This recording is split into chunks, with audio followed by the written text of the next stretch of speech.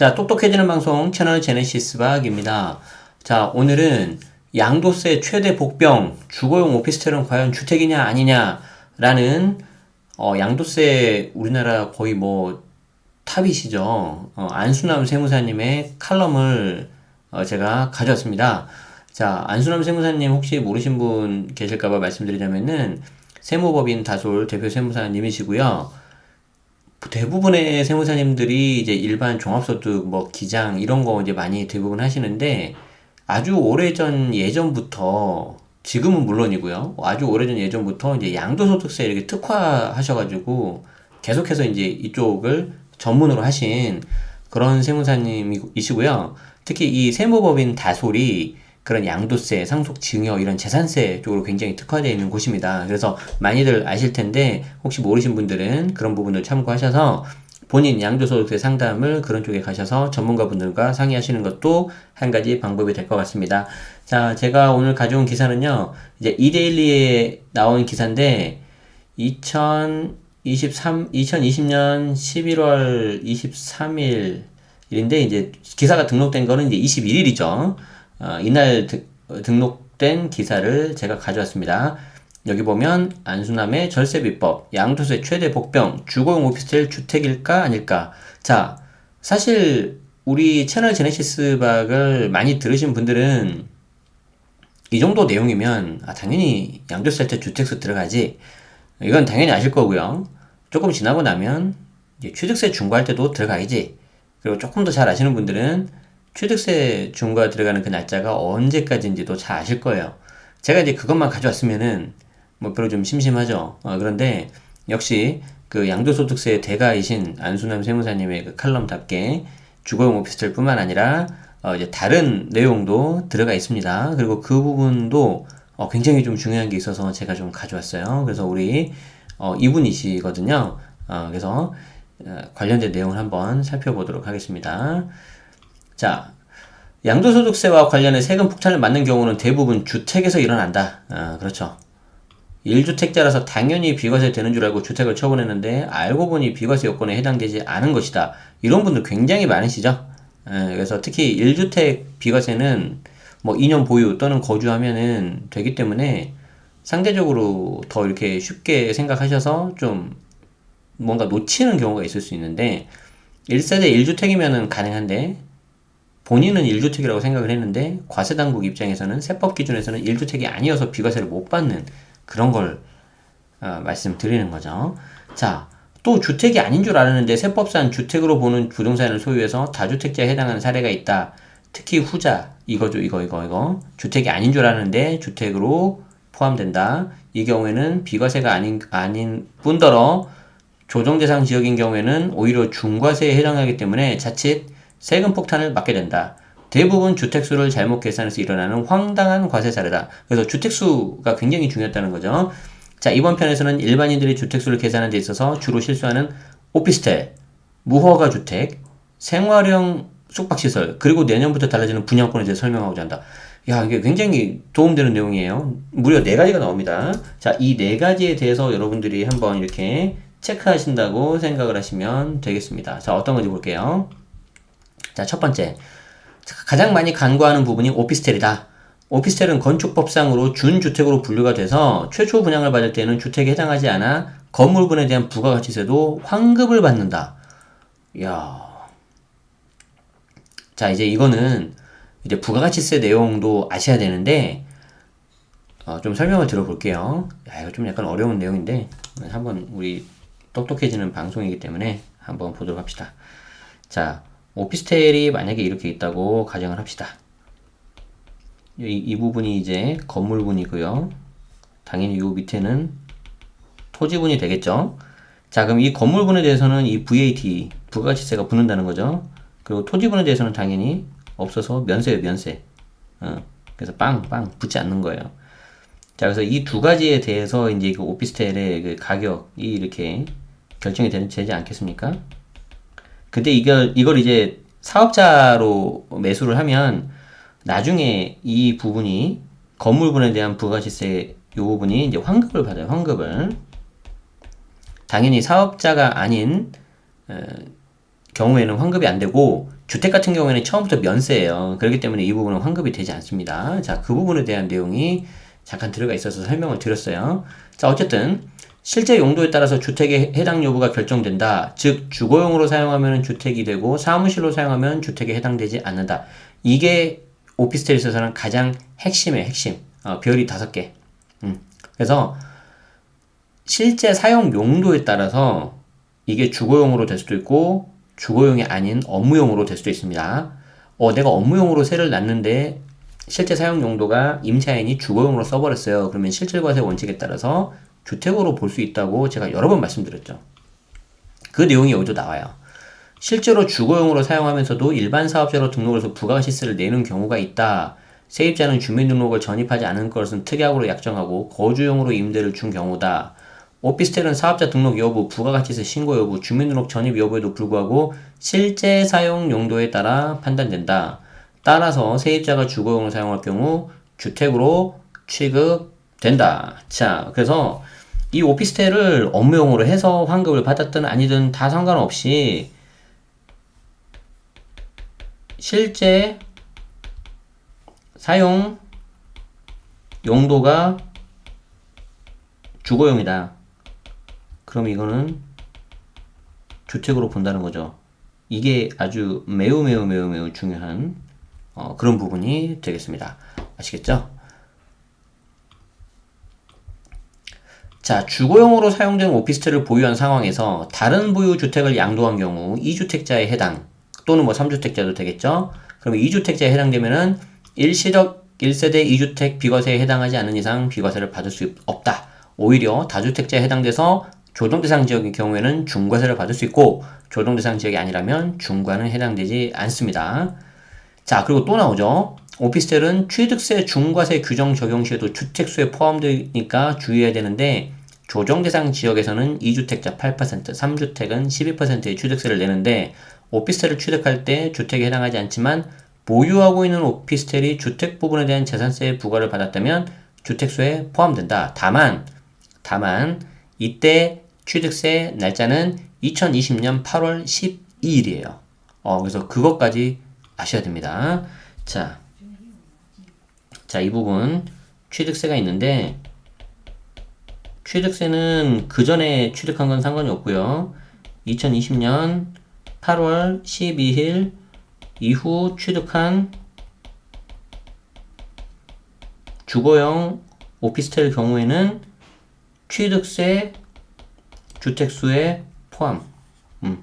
그래서 이 날짜 꼭 기억하셔야 됩니다. 아시겠죠? 네. 좋습니다. 자, 오피스텔이 가장 좀 중요하고 양이 많았어요. 이제 다른 거 볼까요? 자, 무허가 주택의 경우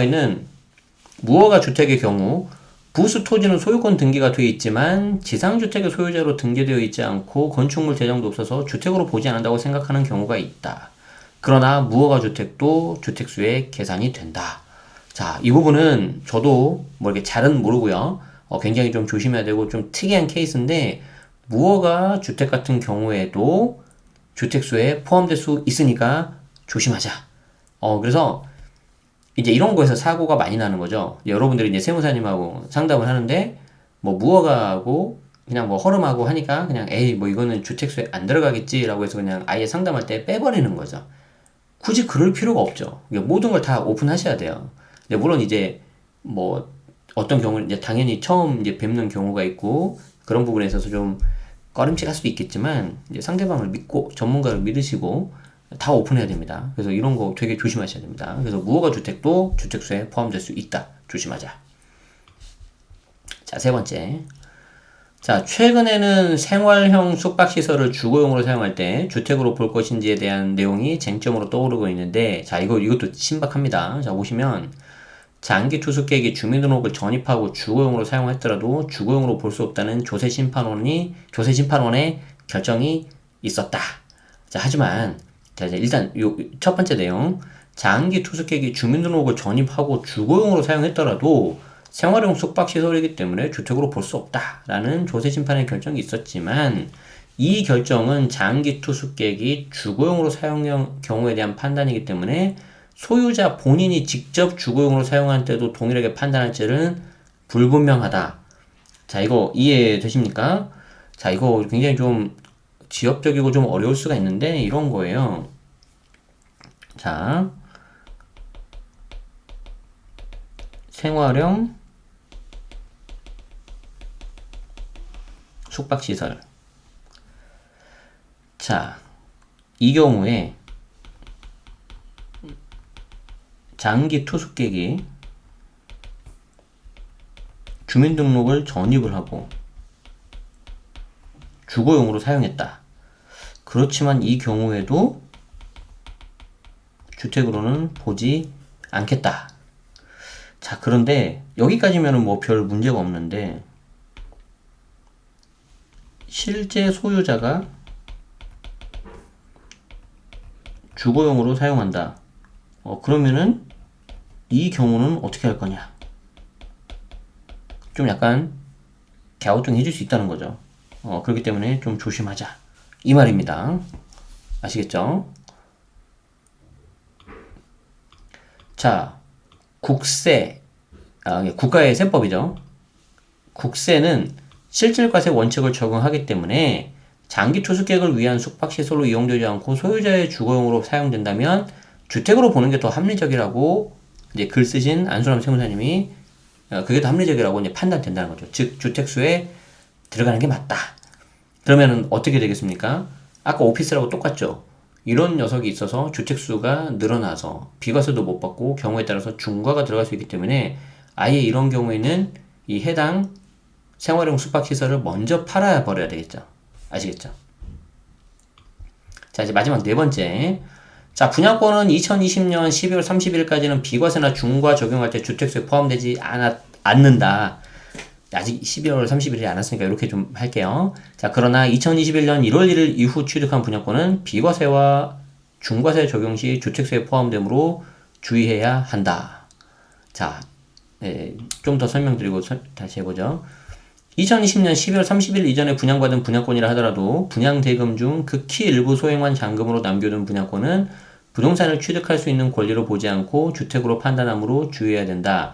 예를 들어 분양가 5억짜리 아파트를 입주 지정을 받아 분양대금 중 4억 9,800만 원을 내고 잔금으로 200만 원을 남겨둔 상황에서는 분양권으로 보지 않고 주택으로 본다. 자, 이건 조금 어려운 내용인데 제가 여기 위에 이 부분하고 밑에 내용을 좀 따로 좀 설명을 드릴게요. 자, 보시면 자, 분양권이죠. 분양권은 여러분들이 이렇게 좀 구분하셔야 돼요. 자, 일단 분양권인데 첫 번째가 2021년 1월 1일. 자, 그래서 요때 취득을 하면 자, 비과세 그리고 중과 이때 주택수 포함이에요. 그러니까 이 부분은 좀 양도세 관련된 내용이죠. 양도세 관련된 내용. 자, 그런데 여러분들이 또 하나 아셔야 되는 게 있어요. 바로 2020년 8월 12일 요 날을 기준으로 해가지고요. 요 날을 기준으로 해서 이때부터 취득을 하면은 이때는 분양권도 취득세 중과 주택수에 포함이에요. 그래서 이 날짜는 취득세 중과를 위한 날짜, 카운트하는 날짜고요. 요 날짜는 양도세 이거 카운트할 때 하는 날짜예요. 그렇기 때문에 이거 구분하셔야 됩니다. 가끔 이거 구분 못 하셔가지고 아니 21년 1월 1일부터 취득한 분양권이 주택수 포함이라고 하는데 잘못된 거 아니냐 질문하시는데 그 질문자의 주택수가 취득세 중과 주택수인지 양도세 주택수인지 몰라요. 제가 알 수가 없어요.